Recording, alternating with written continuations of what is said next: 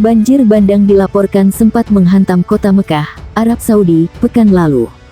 Ini setelah hujan lebat terjadi sepanjang.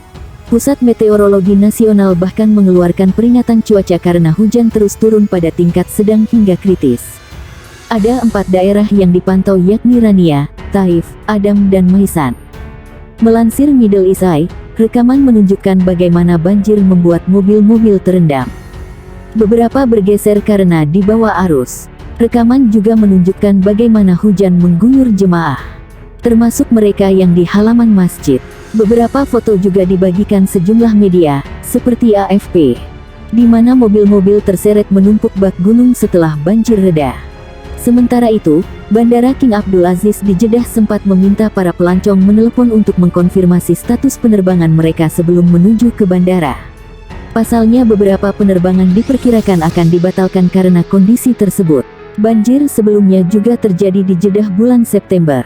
Tingginya intensitas hujan juga menjadi penyebab. Banjir tahunan kembali melanda wilayah pelosok di perbatasan Indonesia-Malaysia, di Kabupaten Nunukan, Kalimantan Utara. Banjir melanda sejumlah kecamatan, di antaranya Kecamatan Sebuku, Kecamatan Sembakung, Kecamatan Sembakung Atulai dan Kecamatan Lumbis. Dari sejumlah video amatir yang diunggah warga Nunukan di media sosial, tampak arus banjir cukup besar. Banjir tersebut diperkirakan sama dengan kejadian tahun 2014 yang menghancurkan banyak rumah warga dan fasilitas umum. Banjirnya cukup besar, tower hanyut, fasilitas umum, semua terendam. Dan evakuasi warga masih terus kita lakukan. Kejadian banjir kali ini cukup besar, dan tidak berbeda jauh dengan peristiwa banjir besar 2014 lalu, ujar Camat Sembakung, Ridwan, dihubungi. Ketinggian banjir sudah mencapai 5 meter di areal permukiman penduduk. Diperkirakan ketinggian air masih akan terus naik. Banyak sekali rumah terendam, untuk jumlah jiwa yang terdampak ribuan. Kalau untuk datanya, kami masih menghitung dan melihat kondisi lapangan. Nanti kalau sudah masuk semua laporannya, kami berikan update-nya, imbuhnya. Sebelum terjadi banjir, hujan lebat mengguyur sejak pukul 22 WITA hingga pukul 5.30 WITA. Kantor camat dan sejumlah sekolah terendam. Ridwan mengatakan, ada 10 desa di Kecamatan Sembakung yang diterjang banjir. Bahkan beberapa desa sudah tenggelam.